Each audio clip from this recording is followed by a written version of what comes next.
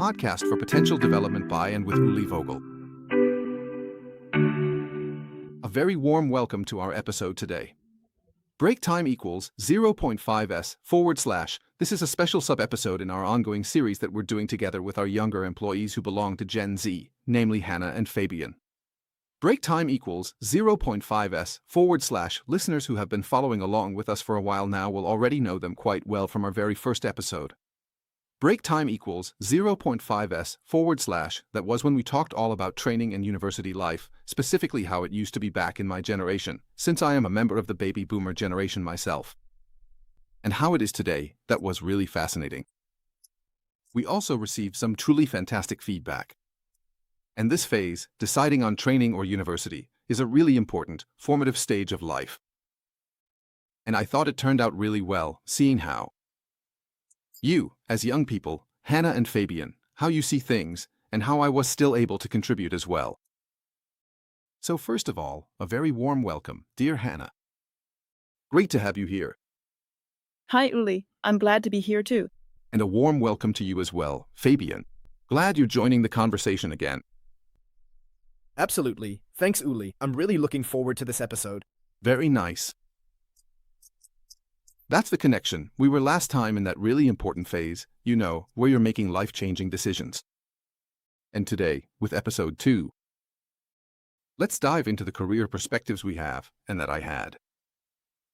And how that's viewed today, of course.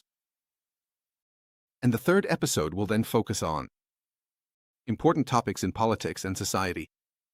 Strength, which will also be looked at again from a generational perspective. We'll be releasing this last episode shortly before the European elections, which I think is fitting, considering the political calendar this year. It's a super election year, globally speaking. I think, roughly, half the world's population is being called to vote. I think that's more than enough reason for us to also look at politics and society from a generational perspective. So, let's take a look today. Generations in Dialogue, focusing on career perspectives. That is, the expectations you have as an employee about your employer, your workplace, the company you work for, and the role you're in. And now we're talking about the expectations we have towards the ideal employer, ideal workplace. But of course, we're also looking at the no-goes and the must-haves. We want to look at all of that from every angle in a really clear way. I've jotted down a basic structure for the topics here, or rather, you've organized it all really nicely. It's about values today, of course, but also back then. It's about workplace innovations, and it's about company culture. Which, from my point of view, isn't just the glue in a company, but also a real booster. And that's why it often gets underestimated. But it's also about things like working hours. So, we're going to work our way through these basic topics, and today we'll do that using some specific questions that we've set as our focus, as our anchor points. And then we'll branch out into each of the topics from there. And I'll start off with a question from my side to you, just to make it a bit more concrete right away. What are the no-goes for you when it comes to an employer or a workplace? What's absolutely unacceptable? And I'll just pass the ball right over to Hanna. What's your take on that? So I think one aspect that's really important nowadays, not just for my generation, but maybe especially for parents as well. Things like working from home are important. So if that's something that's not flexible at all, like if you want to work from home twice a week and come into the office the rest of the time, or just arrange your week the way you'd like, and that's not possible at all. If you don't have that flexibility, then for me, especially looking ahead, and if you have kids or a family, that would be a deal breaker. And then I also started thinking a bit about pay. I think that's always an important topic, especially in the social sector, since I actually want to work in the field later on. There's always a lot of talk about poor pay, which always kind of put me off. And that's why it's obviously an important factor, especially if things aren't the way you imagined, even in that context. Especially now, when you're thinking about starting a family, and especially as a woman, in the role of a woman, when, like in my case, you're already a bit older after finishing therapeutic training. And then the question comes up, do you want to have kids at some point? And then Things like that, so that's why. Maybe I can just add that right away. Family friendliness too. If a company isn't family friendly, then that's definitely a factor, and it's definitely part of company culture as well. Yeah, great. So if I just pick up on your points quickly and comment on them, this flexibility. If it's possible, then it's simply expected and is a must-have. Of course, if someone is a physiotherapist, then remote work or even in production becomes difficult. And so on. But everything else, and often there are mixed options, so you don't always have to be on site. I think that's absolutely important nowadays. Then you bring up the topic of compensation, especially in the social sector. I think that's actually a blatant grievance in our society, that we basically value it so little. Prioritize it, and when you mention therapeutic work, for example, since you're very interested in that. For children and youth, I know in that context, that's the most important potential of our society. Yeah, and when the people who make sure that children develop well are paid so poorly, then something's not right, and I think that's really something we need to stand up for, and fight to make sure that, in your professional lives, things definitely get better, especially if the labor market is in your favor. That plays a bit of a role, I'd say, but still, there's a real gap compared to other economic sectors. And that's why I think it's so important that you bring it up. Fabian, how do you see the no-goes at the workplace with employers? Well, for me, it's always really hard to define no-goes, because those are things that are just absolutely unacceptable. But I think Hannah's point is really, really good. Of course, remote work is just super important. And for me, in addition to that, there's also the issue of old or traditional structures. So if I have the choice between an employer who offers me more flexible working hours with hybrid options, that is, partly remote, partly on-site, versus an employer who wants me to sit in the office from 9 to 5, then of course I'll choose the first one, and in that sense, the latter is a no-go for me. But what also really stands out or comes to mind for me is this.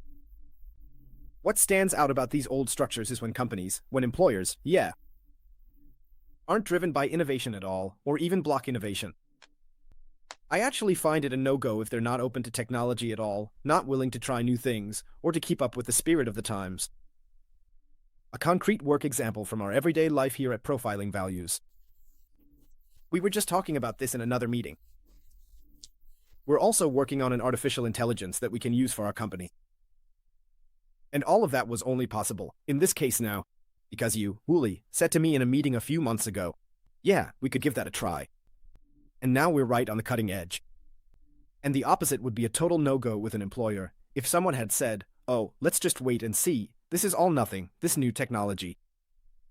And of course, that's just one example you could mention here. But it's really important to me that an employer and the workplace stay on the cutting edge. Yeah, I think that's a really, really important point. And I think that's something we, as companies or entrepreneurs, really need, especially here in Europe, where we can see that we're falling a bit behind compared to other parts of the world. So, in that sense, I think being open to new things is a really, really important point. Back in my day, in the 80s and 90s, when I started working, that wasn't really the case yet. But things just didn't move as quickly back then. And so, I think with this exponentially increasing pace of change, things getting faster and faster, we really need to pay even more attention to being open-minded. And that goes for the traditional structures as well. And this, well, there's that dreadful phrase you hear in companies, we've always done it this way. That really gets my hackles up. That's exactly when you need to say, hang on, we should take a look at this, we probably need to do it differently. And you're absolutely right, Hannah, you mentioned remote work, you're looking forward to working from home. I'd even go further and say mobile, remote, we want to be able to work from anywhere. After all, what's all this technology for? I really feel the same way, great points. And now, maybe let's dig a little deeper with a follow-up question, because you're at that stage, and you, Fabian, have actually made a concrete decision to keep looking for more experience, so to speak. So, what are important aspects when choosing an employer or a workplace? We've mostly talked about the deal breakers so far, kind of in broad strokes, but if you think about yourself specifically and individually, what else is important to you personally, beyond what we've just discussed, when it comes to choosing where you want to work? Hannah, what do you think? Yeah, well, I gave it some thought and focused on the level of values. So, what are the values that absolutely have to be present for me? From a subjective point of view, I picked out 3 of them. So, first is appreciation, then autonomy, and having a good team environment, or just a good team around you. And then I also looked at a few studies on the topic of employee satisfaction, but also now. Soon, next month, we'll also be addressing these topics on LinkedIn. In fact, a positive work environment is the most important factor, with a share of 66%, according to a statistics study from this year as well. And another study, for example, also showed that a good salary is a very strong, dominant factor, flexible working hours, and the feeling of doing something meaningful, which, for me personally, is also something really important. I think I could never do a job for my whole life that isn't personally meaningful. But I'd say these 3 main things, for sure. Appreciation, autonomy in the sense that you can bring in new ideas yourself, continue to develop, and also have opportunities for advancement.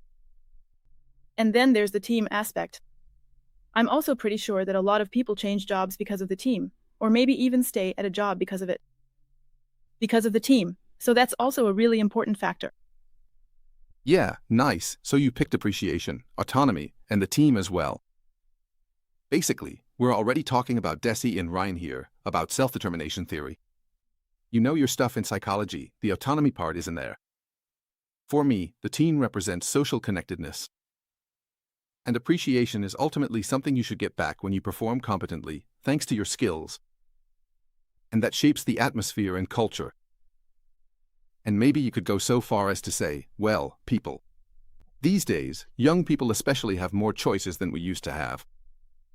Back then, as we said last time, we often just had to be glad if we could get any job at all. That's why people end up leaving the company, because of the atmosphere and culture, because things aren't right with the team, because there's not enough autonomy, because they don't feel appreciated. And on the flip side, they're also attracted by those very factors. And for me, that's always the point where I say, hey, companies, employers, if you already know this, then do something about it. And you shouldn't be surprised if, when you do nothing, people either don't come or end up leaving. So, those were 3 great values you mentioned. Hanna, they can be illustrated really well. Exactly. Fabian, if I hand it over to you, what about you? Specifically, what are the important aspects when choosing an employer or a role? Yeah, you just mentioned it. I've been thinking a lot about this, especially over the past few months. I'm basically at a crossroads. The end of my studies is approaching. And for me, there's really just one key point that's very important. Right now, at this stage of my life, I'm heading into my mid-20s. I want to have opportunities for development, for growth. That means, right now I mainly want to learn new things. I want to get out of the university, out of the academic environment. What's most important to me now is to really get to know the working world. And what's especially important is that my employer gives me the chance to grow a bit, to learn new things, and to challenge me as a person, but also to support me. Those are really the key points that I currently see with my employer. Of course, it's also super important to me. Hanna just mentioned values. Or yeah, there are a lot of words like the atmosphere and the culture at work. Those are obviously points that are super important and should definitely be part of it. And especially in the medium to long term, they become even more essential. But yeah, I would really like to be supported a bit more right now. In the next few years. And of course, I'm also more than happy to have a great atmosphere and a good work culture. And of course, really great values too. And since we're already on the topic of values, Uli, you've got a few years of work experience under your belt now. You're an entrepreneur yourself, but you've also been an employee before. Actively, and so my question to you now, in these changing times, since we're here for a generational exchange, how have you experienced it? How have company values or even employee values changed in general? How has this value system changed in recent years, or maybe even in the past decades? What have you noticed? What are the key points? Great that you're turning the tables. And that I'm not just grilling you the whole time, but you're also asking me questions. That you want to know something from me. That's exactly right. That's how a generational conversation should be. Yeah, I jotted down a few values during a brainstorming session beforehand. And I'd like to compare how things were back then to how they are today, maybe. And I'd love to hear your opinions on that too. Back in the 80s and 90s, when you started out, what you called classic structures before, I'd call it hierarchy, I'd call it subordination, was actually the norm. So it was clear that when you started somewhere, it meant, all right, you're starting at the bottom here. And the bosses up there, they really did represent a kind of pecking order. I think that's gotten better, although we always have to say, there are still plenty of old companies out there. But I think they'll soon die out if things keep going the way they are, especially with the current job market. And maybe that's a good thing. Loyalty was an important value back then. And if you looked at someone's CV and they'd hopped around a bit, they were immediately labeled as disloyal. These days, it's seen a bit differently. People say they've gathered a range of experiences, which is actually a positive thing. Total commitment was expected, really, full on. And the term work-life balance didn't even exist back then. And since it wasn't that easy to get a job, this could be enforced pretty strictly. And I also saw with some employees that those who didn't give it their all were actually pushed out. And here too, I think, with the new generations, there's really a greater, well, I'd say, a better way of looking after themselves and their own physical limits. Because this constant willingness to perform really did take a toll. And my two oldest sons, for example, 24 and 22 years old, well, they actually didn't see enough of me during those crucial years, and now with my other 3 kids, I've done a better job. I was able to spend more time with them. But there are, or were, companies as well. I started working in management consulting at the end of the 1990s at Mercer Earl. A top company, Swedish in origin, very international, I think I've mentioned it before. And it really was a team in practice. From the very beginning, everyone used first names, which maybe wasn't so common in the 90s. And truly, they emphasized humanity and also doing things together. You, Hanna, also gathered things for me, so how is it? With shared activities, going out to eat, having lunch breaks together, and so on. That really was the case with that employer back then. But I also worked at 2 other consulting firms before I became self-employed, and it was not like that at all there. So, we've really experienced it all. And I'd also say that now things are more humane, in the sense of more togetherness, doing more things together beyond just working together. That's gotten better, and that's a good thing. Is that kind of what you meant with your question, Fabian? Yeah. Absolutely. Those are really key points you're bringing up.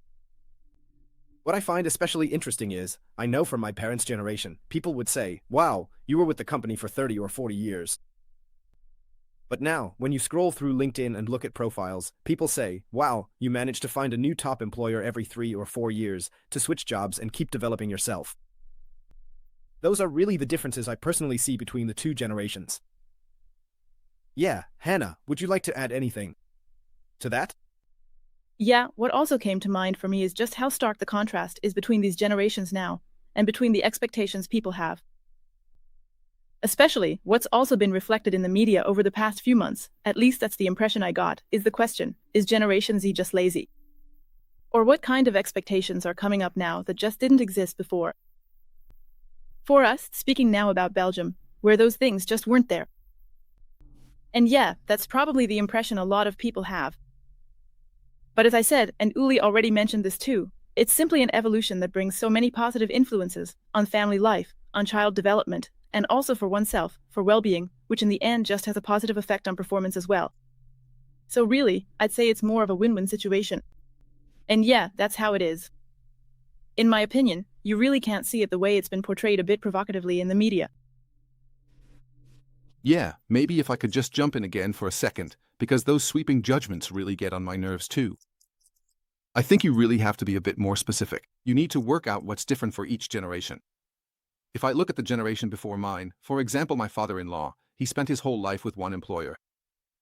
That was over 50 years, at the end of the day, if you want to put it that way. The company was Raka, a wine producer and distributor from Bingen am Rhein. It was basically a handshake for life, and he was a really wonderful person, though unfortunately he's been gone for quite some time now.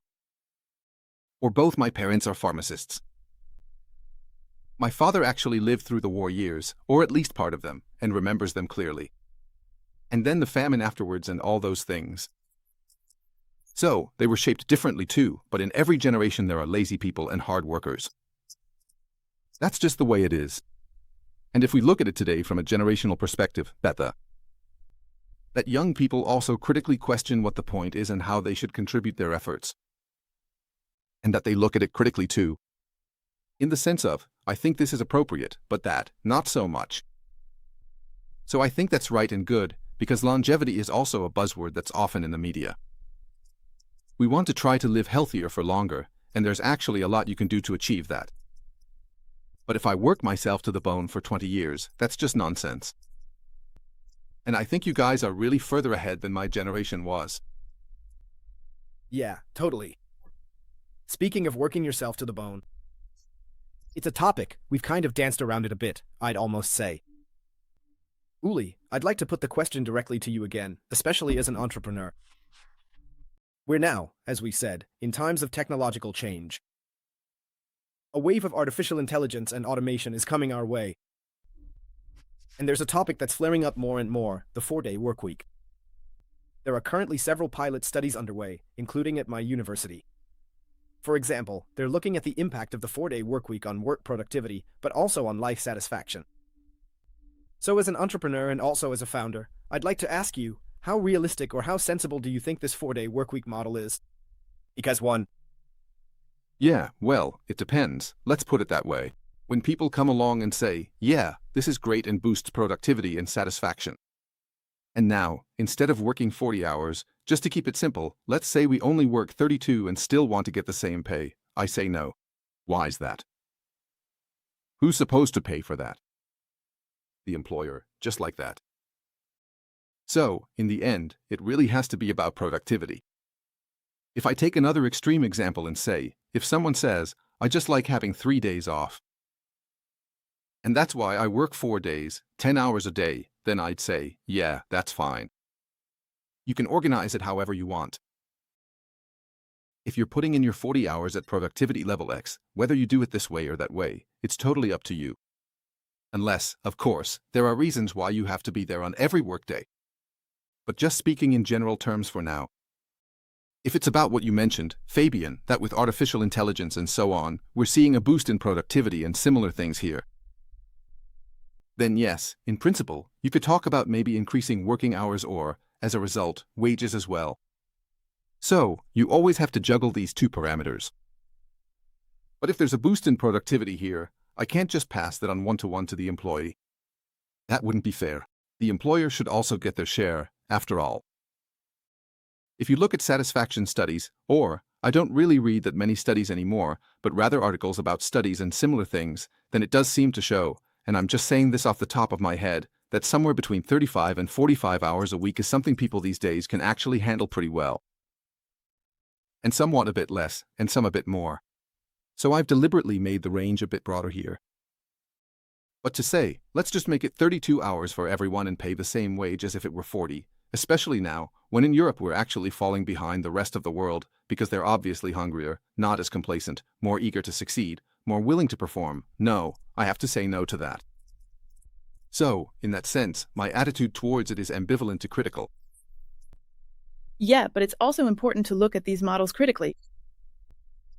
Also, in terms of how feasible it is, that really depends on the industry. For example, introducing a 4-day workweek in classic service industries might be a bit more difficult. Like, for example, in retail or hairdressing or things like that. So you definitely have to take that into account as well. And then, is the 4-day workweek really an incentive for productivity? Because, of course, productivity would have to increase to keep things at the same level. And if it doesn't work out in the long run, then it doesn't make sense. I think those are important and good points to consider here. And, well, I just don't believe that if someone has 3 days off a week, they'll automatically be more productive on the other 4. So, I find it a bit much. I'd really need to see some solid proof of that. But what I have noticed, maybe just to add this in, is that in recent years, well, I'd say that the email traffic, or just what's going on in general, on Fridays, it's a bit less. So, in the past, Friday used to be a fuller workday. Friday afternoons were always a bit quieter, but now Friday as a whole has pretty much quieted down. compared to all the other 4 weekdays. But Fabian, I'm definitely interested in your perspective on this as well. Now we've heard mine and Hannah's, but what would you like to add? Yeah, in principle, as an employee, I actually find the idea quite appealing right now. But I look at it from a bit of a broader, more overarching perspective, and I almost end up questioning the point or even the whole system. There's a certain problem that comes up. In some professions, I'd see a 4-day workweek as super sensible. And in others, it just doesn't work at all. Hannah already mentioned service jobs. Productivity just drops there, by exactly the same factor as the reduction in working hours. But I also know, from people in my circle who work in high-tech fields, who have to do a lot of cognitive work. I've heard from CEOs, from chip designers, or people who develop complex software. And they made it very clear, it doesn't do us any good if people are sitting here 5 days a week, 8 to 5 or 9 to 5. And in the end, we get the same result. How will you get your tasks done quickly? Because if you have to work cognitively at a high level, then certain breaks are necessary. Or the gaps between these working hours are also useful. But what then happens is that an even bigger gap emerges, not just in salary, but also in working hours. Between jobs that potentially pay less and jobs that potentially pay more. And I see that as very, very problematic. Or I'm a bit skeptical about it, even though I do understand the reasoning behind it. But yes, I can imagine that in the future, there will be an even greater shift in the attractiveness of these two types of jobs, just to divide things into two camps again. Of course, it's not just black and white, there are a lot of shades of gray. But those are the thoughts I have about it.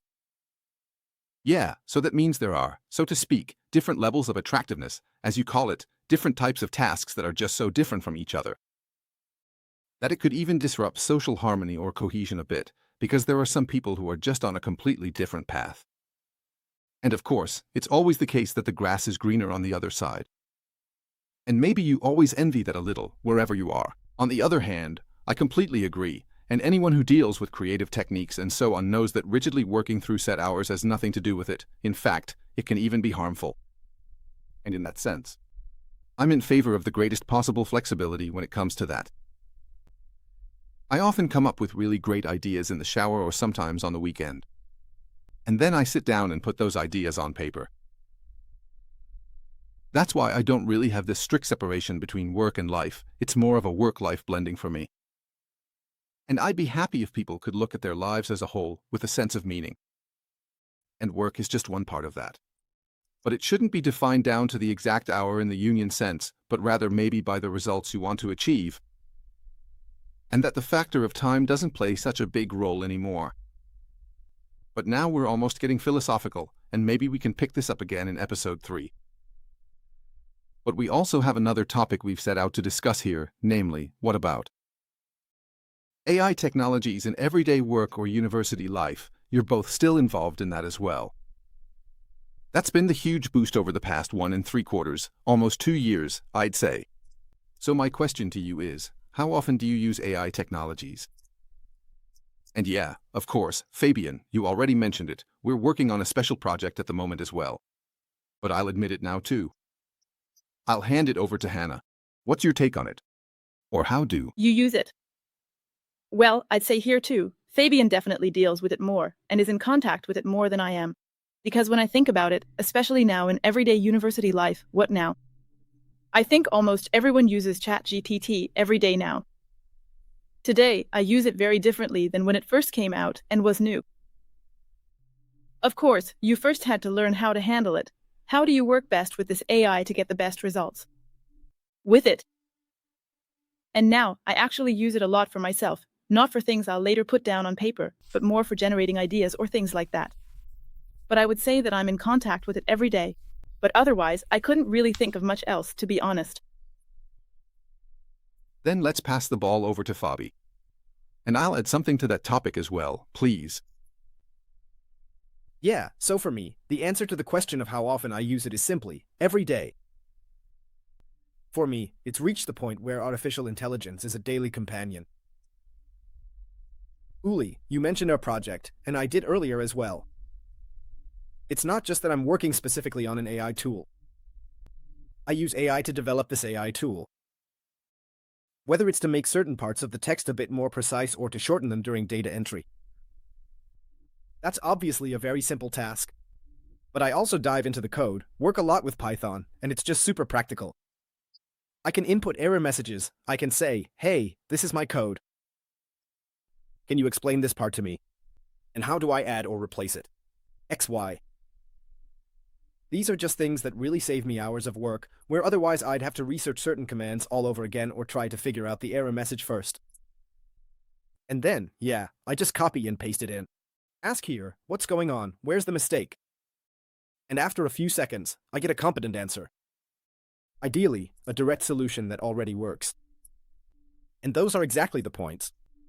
It's become my daily and constant companion. But Uli, tell us, how is it for you? I already know a little bit, that you've also started using it quite diligently by now. Yeah, well, I don't just want to jump on the bandwagon. I want to ride along for the long haul. I find it absolutely fascinating. And I mean, Hanna, you put it well, you use it for generating ideas. That's what most people are doing right now, and for all sorts of smaller things. And I think that's what's mainstream at the moment. That's what I do too, yeah. So, especially there, it seems really important to me. To really master the prompts, to prompt properly, I've already done a bit of research on that. And that really increases the quality of the results. Totally. So that's really great. Even in my consulting work, it's honestly really helpful now because I already have certain basic outlines, but I still need to flesh them out a bit. And before, I had to pull that out of thin air. And with just a few hints or work assignments, I can do that. I can achieve that pretty quickly, and yeah, you notice, and you hear it more and more often now. People are moving away from boobling. Yeah, people don't do that anymore. Instead, they approach things with a specific idea in mind. They prompt the AI properly, and now with the latest model. We've already talked about it internally, even before Omni from ChatGPT. When we then move into everything, text, images, and of course, speech and so on, we have completely different possibilities. And I'm already imagining having a few assistants. For specific areas, ones that are properly prompted and can actually carry out tasks, and in some cases, even initiate things directly. And at the end of the day, that brings us to the topic of productivity. And then we can start thinking again about whether we work shorter hours and get paid better. But that just has to be part of it, and not just a sense of entitlement, one way or another. But I think, in my life, I definitely will not work a 30-day week or a 30-hour week, but will always do a bit more, because for me it's about purpose, and I want to contribute accordingly. So, it's an interesting topic we could talk about for a long time, but maybe now you have a final question for me for our episode today. Yeah, actually it fit well earlier when you were talking about company values and employee values. You did. So, you addressed the company values there. But how do you see things when it comes to employees' work mentality? In the past versus today, and also in relation to yourself, what developments have there been? Yeah, you're right, earlier. I've already mentioned a few points about values, so maybe I'll just add a bit more here. So, the work mentality in the past, if you focus on it, was really, to exaggerate a bit, like being the company's serf, its mouthpiece, caught up in the system and expected to function. It was really like you were bought body and soul, you were in it, part of the machinery. And that was expected of you, too.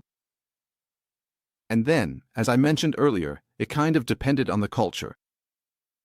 Either there was a nice, collaborative culture and things went well, right, but it was a very hierarchical, traditional setup. You had to do what was required of you, and you weren't really supposed to care much about anything outside of that. And nowadays, that's actually infused with meaning. It also makes sense to use my skills. And where might I not have the skills to cooperate with others? So, meaning and collaboration have created a completely different mentality that gives that impression. I'm happy to dedicate myself fully to this cause, but on a voluntary basis. Not as forced as it used to be, to serve something bigger. Something none of us could achieve on our own. And that's the voluntary and desired step when things really work out these days. And that's a radiant, inspiring mentality. And before, it was often a forced step being taken over. And of course, if you don't have many opportunities in the job market, then you can't really rebel against it that easily either. Of course, there have always been the high potentials who were in demand and so on. You really have to look at this paradigm shift, and I'm absolutely thrilled about it. About the fact that things are moving in this direction, and you are basically the main protagonists in this. Today and for the future. And I think that's awesome. Fantastic. Just to jump in again for a second, I mean, you already said earlier, you could talk about this forever, the whole topic of finding meaning in work and so on. And yeah, of course. Work probably feels easier if it also feels meaningful to you. But what I can also say subjectively is that I've always looked at this a bit critically, because for me personally, it's obviously a very important component. I honestly don't think I could ever commit to a job for my whole life that I don't find deeply meaningful. Break time equals 0.5s/, and I also see passion as something that is absolutely vital. Break time equals 0.5s/, but I have to say, when I look at it from the perspective of my own surroundings, break time equals 0.5s/, especially right after finishing high school. There was significant pressure caused by this constant narrative that your job also has to be your primary passion. Break time equals 0.5s/, so that you can perform at your absolute best, which in the end just turns into extra profit for the large corporations. And when you take a close look at it now, yeah, specific personality traits, the ones that are supposed to fit perfectly with the various jobs that are currently available or open on the competitive market, having a complete 100% match is not always very likely at all. Break time equals 0.5s/, and it always depends on the unique individual person. Break time equals 0.5s/, but I do truly think that it can create a significant amount of internal pressure to find that perfect right fit in the end. And yeah, that's how I perceived it. I always look at that a bit critically, and of course that's the ideal, but whether that's always possible, well, I think it's good that you're shedding light on it, because it's not all sunshine and rainbows. Here in this context, it's not just that society puts pressure on you, sometimes intentionally, sometimes unintentionally. And freeing yourself from that, and being able to take a bit more relaxed view of it, I think that's an important point. But that's not so easy when you're young, because you're exposed to these pressures, these circumstances. Maybe, Fabian, you could say a few words at the end about the topic that Hanna very rightly brought up. What's your take on it? Yeah, that works, a closing summary, because it really ties together all the topics we've discussed quite well. Of course, I see things a bit differently than Hanna, but there are definitely some parallels. For me personally, as I mentioned, of course I would love to have an employer who supports me perfectly, where I have great working hours and perfect flexibility. But of course, those are wishful thoughts to some extent. And the reality sometimes, or maybe even often, looks quite different. There will be work situations, there will be periods that just aren't fun. But yeah, that's just how it is. Life isn't always easy, and it's not always, as the saying goes, all sunshine and rainbows. But I think, especially when you bring up this generational topic again, we, as the younger generation, we're also willing to go through tough times or exhausting phases, even if it's often portrayed or perceived differently. Just recently, I was walking through the supermarket and two older people were talking, saying, "Oh, those 20-year-olds, they just don't feel like working anymore." I looked at my girlfriend, and we both had to laugh and thought, honestly, how unnecessary, what a load of nonsense. So yeah, I think we definitely have a work ethic. And we know that it's not always easy, and that work doesn't always have to be fun. So yeah, those were kind of my final thoughts on that, Uli. Do you want to add anything? Anything to add? No, I don't think there's really anything more to say. I mean, it's always the case that you have to do things that aren't so much fun. That's just part of life. We're not living in paradise, after all. So, that's just obvious. So in that sense, I think that's a nice, well-rounded conclusion here. Point 2 of our trilogy, we've covered that nicely now, was to take a closer look at career prospects and what matters in the workplace, with employers, and for oneself, starting from training and university towards choosing a career, which was our first point, and now leading us to politics and society in our next and final episode of the trilogy. I'd like to thank you all for joining in the discussion so enthusiastically, for being well prepared, and for your contributions. Dear listeners, please rate us, give us feedback, help us get known on LinkedIn, and maybe even share the podcast. We would really, really appreciate that. And yes, with that in mind, we'll be back very soon on this topic in the third episode. So, thank you all. See you then. Bye. Take care. Ciao, ciao.